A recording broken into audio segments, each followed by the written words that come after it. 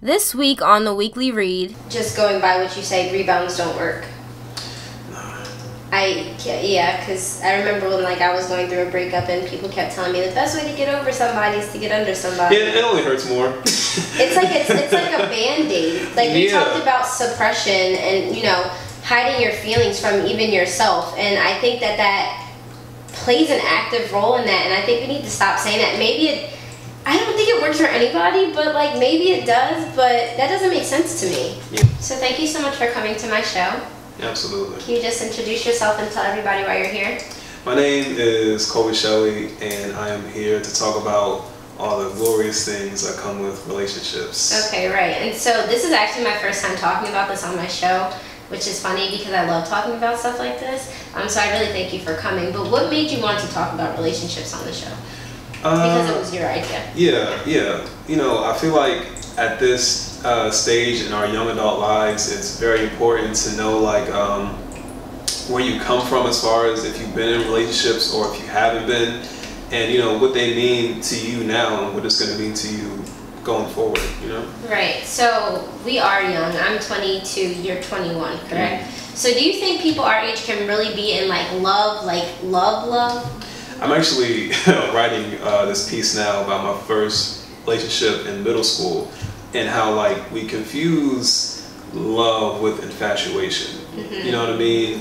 And when I learned that back then, it was all right, you kind of had to distinguish, what that means for you. So right now, I think we all have the capabilities of building up to love, but I feel to get to what love truly is, that in itself takes time than just being oh, happy 1 year anniversary, I love you. I don't think that's really what love is to me. Right. So you brought up the point of 1 year. Mm-hmm. So that just makes me think about how people will get married and have kids after 1 year.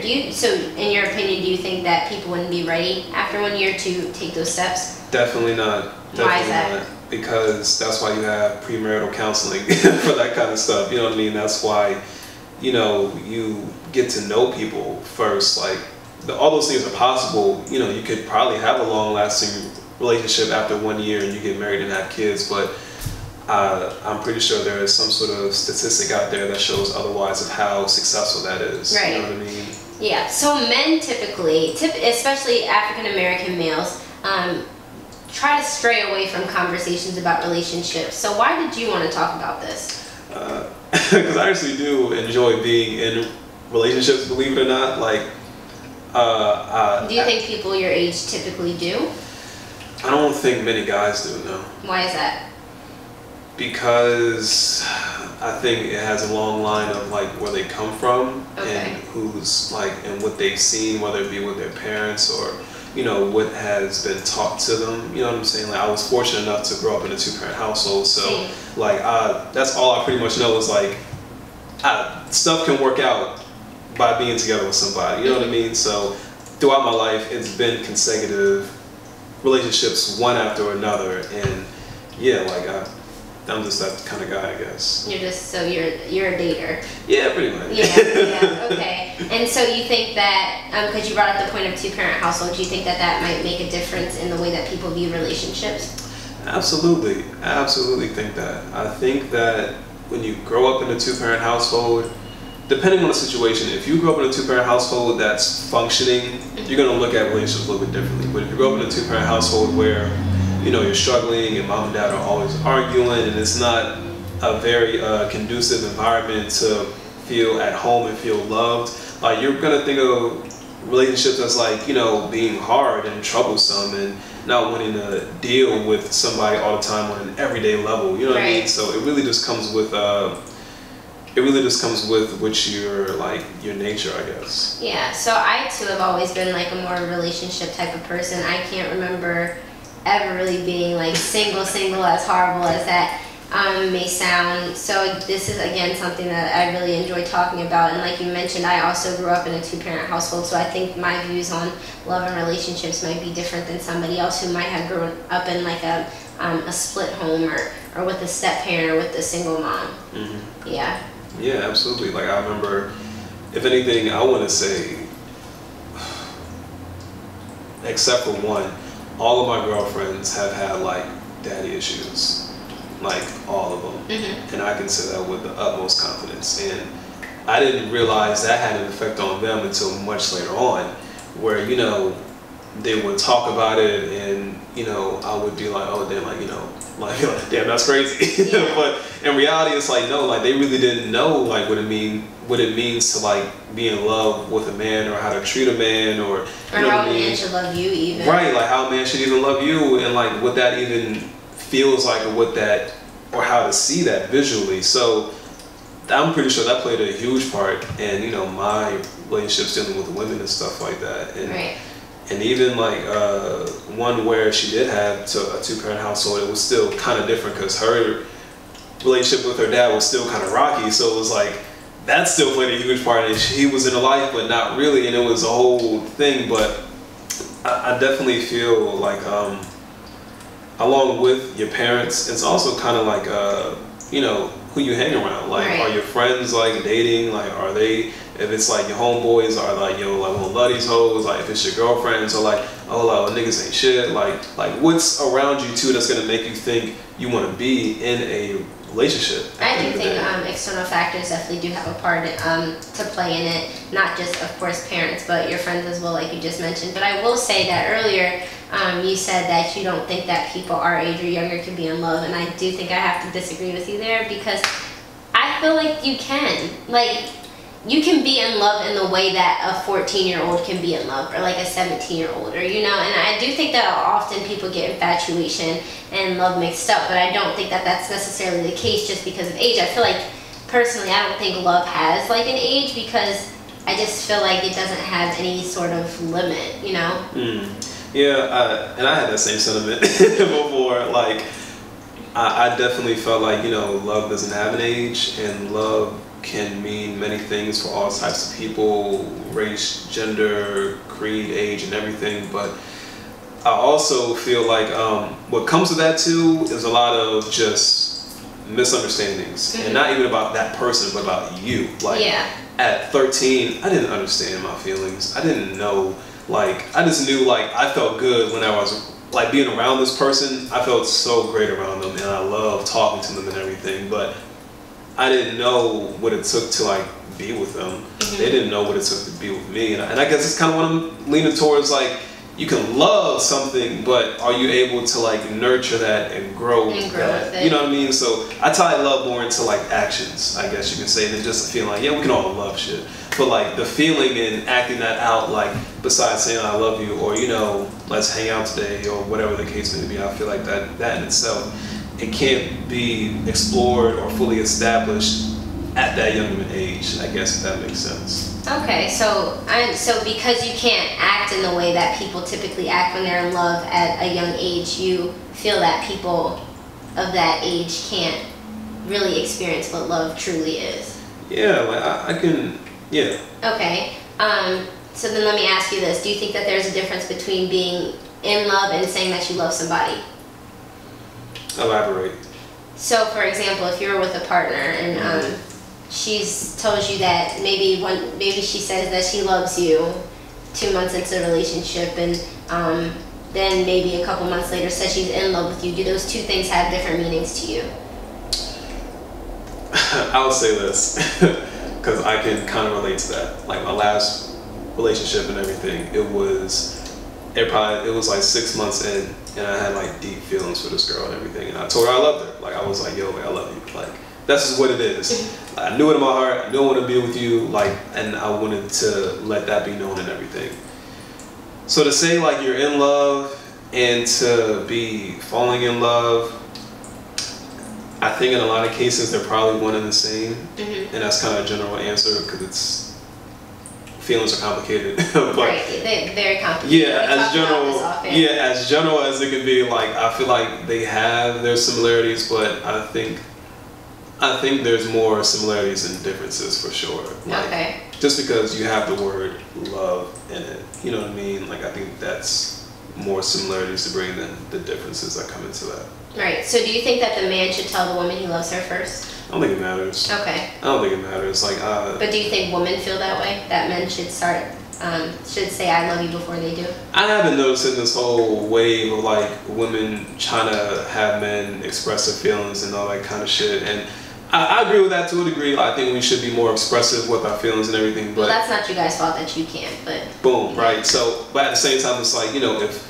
a nigga ain't ready to tell you that he love you just yet, you gotta like be cool. Like, you know what I mean? You can say that to him all day, and I'm pretty sure he probably feels that way too. But he just trying to find the words and the courage and to say that, because like even for me, like being comfortable enough to say that 6 months, like that still took a lot for me. Like I said, because I do enjoy being with somebody, and I know how easy it is for me to like be attached very quickly. You know what I'm saying? But you know, I feel like it doesn't really matter like who would say it first, or you know, that's not really delegated to any sort of person. So courage, you mentioned the word courage, men finding the courage. Speak on that a little bit. I feel like courage and pride go a lot into what the choices men make in their lives. Courage being like, all right, I want to do this thing, or let's say this topic, like I want to talk to this girl, that takes courage.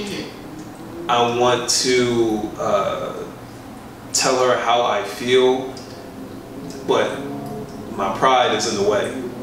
So in a lot of ways, it's just like, you're gonna highlight this girl that you want to talk to, but you know she's probably a type of girl you would want to date instead of a one-night stand. Right. So, but your pride is like, man, like we ain't doing all that. So how you approach her is really gonna determine which way you're gonna want to take it. You're gonna either ask for a number and be like, hey, let's hang out sometime, or like, hey, let's go back to my crib. Like those are your two choices when it comes to your courage and your pride. I feel like they're both very linear in that space. So in terms of being prideful, who do you think is more prideful, men or women? And why? Stereotypically, men will be prideful. Okay. But I feel like women hold pride too in a lot of senses, especially nowadays. Like there's pride in where you hold your feelings towards things. You know what I mean? Like you're saying, you're a feeling type person. You hold pride with your feelings. You feel like, you know, you have validation for those feelings. Whereas men, it's like we more so hold pride in our actions, like what we're gonna do and what we're not gonna do, like what we're gonna take and what we're not gonna take, and how far we're willing to go with something. Also takes a lot of pride too. It's just like, all right, if I know I'm with this girl and it's been however long, and it's getting me to the point where like I might have like cheated in the beginning, or you know things aren't working out. It's gonna take some pride to be like, yo, like I don't want to do this anymore. Instead of being with her knowing like it ain't going too well. Right. You know what I'm saying? So in a lot of ways, I feel like, you know, pride falls on both sides of the spectrum. You know what I mean? But as a man, I'm pretty biased, so I think we will have a little bit more pride than anything. Yeah. You know what I'm saying? Well, I know for me, I can be very prideful because I'm a very stubborn person. At times I'm an Aries, so I guess Aries are stubborn.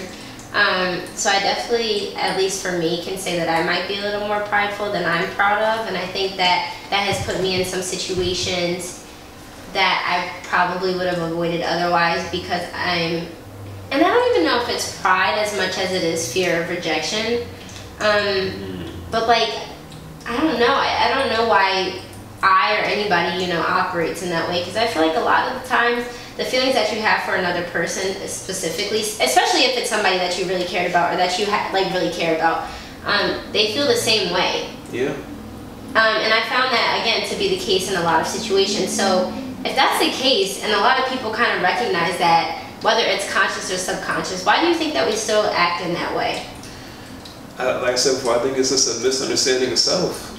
Like, you could love somebody to death, but other things subconsciously, it's other things externally, it's other things like prior that might affect you to not pursue what you're feeling.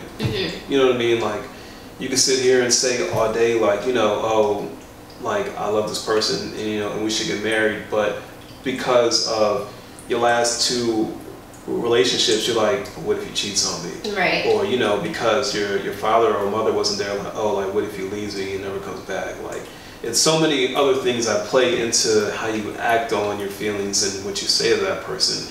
Or if you do say it, you could mean something totally different. Like, in the end, like, you could be like, hey, I want to be with you, you know what I mean, and be like, let's be together. Then you find out like what you thought being together is totally different from what they thought being together was. Like you're being together is like, hey, we're texting every day, good morning, good night, I'm seeing you every weekend. To them being together is like, I'm texting you once a week, I'm only seeing you every other week. Like we can hang out, but I'm not trying to do X, Y, and Z with you. Because there's differences between love languages, or because he's not interested? And how does a girl know when a man isn't genuinely interested? That in itself, I know for me, when I'm genuinely interested if I'm like texting you probably like every day consecutively. But it might be different so you're saying it might be different for another man who might not feel the need to. It's definitely different for every kind of guy, for sure. Like, but speaking for myself, like if you were dating me, like you would know if I'm interested if I'm like texting you all the time, I'm trying to call you all the time, I'm trying to see you all the time. Like that's it. That's how you know I'm interested in you. And when I'm not interested, it's just like, or maybe if I'm not trying to show too much interest, I guess you could say, it's like I'll avoid those things. You know, I might text you once a week and, you know, say, oh, have a good day or whatever. Other than that, it's just like, if you don't get a lot of conversation out of me, I'm probably not all that interested into you. You know what I mean? Yeah. So, yeah, that's one of the questions. What was the other question?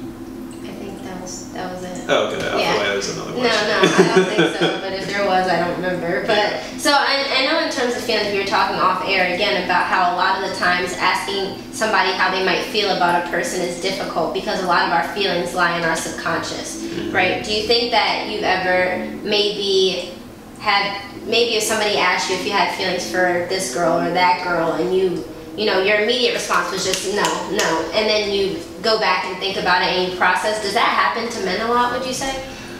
I don't think it does. In my case, I can only think of one time, because when I had a girlfriend, I still had like 1 foot in and 1 foot out with my ex and everything. So I was kind of caught in like this love triangle essentially. So it was gonna be like, I had feelings for both of them, which was like really unfortunate, and I'm not proud of that at all. I don't think that's a good situation for anyone to be in.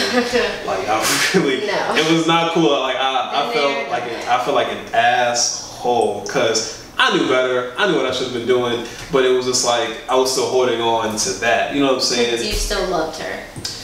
Yeah. So you think that a man can be, or people, period, you think that people can be in love with two people at one time? Absolutely. And why is that?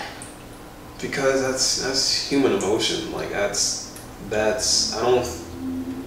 If I get a little bit deeper, I feel like society has put this thing on us where like we have this mentality of like there should only be one. There should only be one person for one person, and that's it. When in reality, like there is no perfect one. Like there's good ones and then there's bad ones. You can find multiple good ones and you can find multiple bad ones. And I made the comparison, like, you know, let's say you marry somebody and they die, you know, it's your soulmate, but people get remarried all the time. Does that mean that other person their soulmate too? Like it's a different thing. So to me, I feel like, you know, there's good people for you. There can be multiple good people for you. And it really depends on what time in your life where you find them at. And so happened for me, it was like I still had that at the same time. You know what I'm saying? Like I still might have had feelings for this girl over here, but I was also building with this other girl over here. You know what I'm saying? So to me, it's like. So why do that then? I don't think it was really a choice. Well, not when I planned. Yeah. But I don't really think it's something that you kind of plan to do. Like you're gonna fall in love with two girls in a day. Like I don't think that's something people set out to do. You know, so. Yeah, well, I'm like a firm believer in that people in our lives are reflections of who we are inside, and so that just goes back to what you said about how maybe this person is right for you at this time and this person is right for you at a different time, because I think that we seek what we need, but other people also seek us when they need our energy, our spirit, our love, or whatever the case may be. Yeah, I definitely. It's funny you mention that too, because I feel like that's what has gotten me caught up a lot, like dealing with certain people from my past, like whether it be me or them, like reaching out, you know what I mean, just for like it'll be those moments where it'll be like, oh, you know, I just need to talk to you or whatever, because I feel like the only person who can listen and understand and everything, or, you know, and vice versa, like I do that to them. But you know, like like we said off air, like I just feel like that comes with more time, emotion, and investment. That's only gonna just make shit more difficult. At least it does for me. I think it does for most people. Yeah, like, and because if I know I can still talk to you, I can't be in a relationship.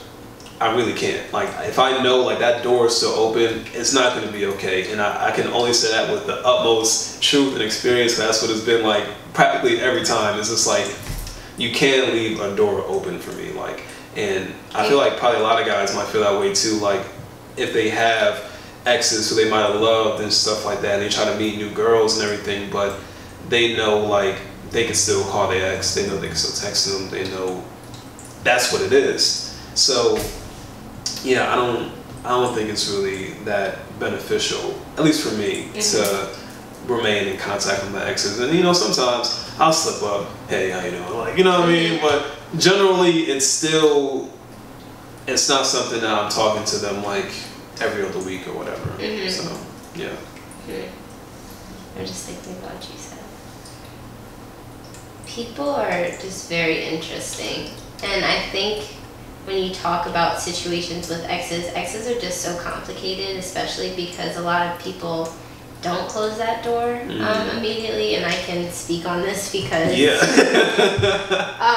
that has been my experience.